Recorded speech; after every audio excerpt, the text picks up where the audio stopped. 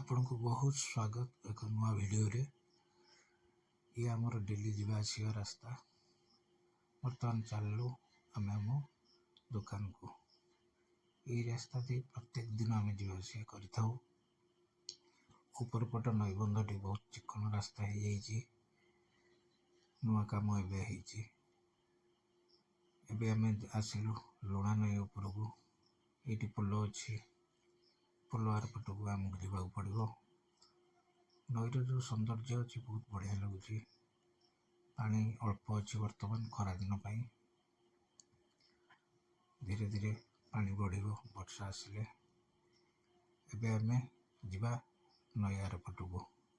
ବର୍ତ୍ତମାନ ଆମେ ନଈର ଆରପଟରେ ପହଞ୍ଚି ଗଲୁଣି। ଏପଟରୁ ଆମେ ଯିବା ଆମ ଦୋକାନ ରାସ୍ତାକୁ। ଏଇ ରାସ୍ତା ଦେଇ ଯିବା। ବର୍ତ୍ତମାନ ଏଠି ଦେଖିଲେ କିଛି ଲୋକ ମାଛ ଧରୁଛନ୍ତି। ନଈ ସେମିତି ହାଲକା ପାଣି ଅଛି, ତଳେ ବାଲି ଦେଖାଯାଉଛି। ଯେତେବେଳେ ନଈଟା ପୁରା ଭାବରେ ପୂର୍ଣ୍ଣ ହେଇକି ଥିବ ବଢ଼ିଆ ଲାଗେ ଦେଖିବା ପାଇଁ।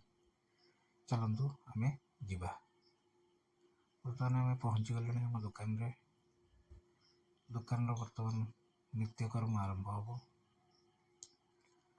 ନିତ୍ୟକର୍ମ ପରେ ଦୋକାନର କାମ ଷ୍ଟାର୍ଟ ହେବ। ସାଙ୍ଗମାନେ ବର୍ତ୍ତମାନ ଆମେ ଫେରି ଆସିଲୁଣି ଦୋକାନରୁ। ରାତି ବର୍ତ୍ତମାନ 9:30 ହେଇଗଲାଣି। କିଛି ପିଆଜ ନେଇଯିବା ଘର ପାଇଁ। ଘରୁ କହିଥିଲେ ବଛା ହେଉଛି ଭଲ ଭଲ ପିଆଜ ଏବଂ ଧରିକି ଆମେ ଯିବା। ବର୍ତ୍ତମାନ ସାଙ୍ଗମାନେ ଆମେ ଘରେ ପହଞ୍ଚି ଗଲୁଣି। ମୋର କୁକୁରଟି ଆସିଗଲାଣି ସବୁଦିନ ପରି ରୁଟି ଖାଇବାକୁ ପାଇଁ। ରୁଟି ଖାଇଦେଇ ସେ ତା ବାଟରେ ଯିବ।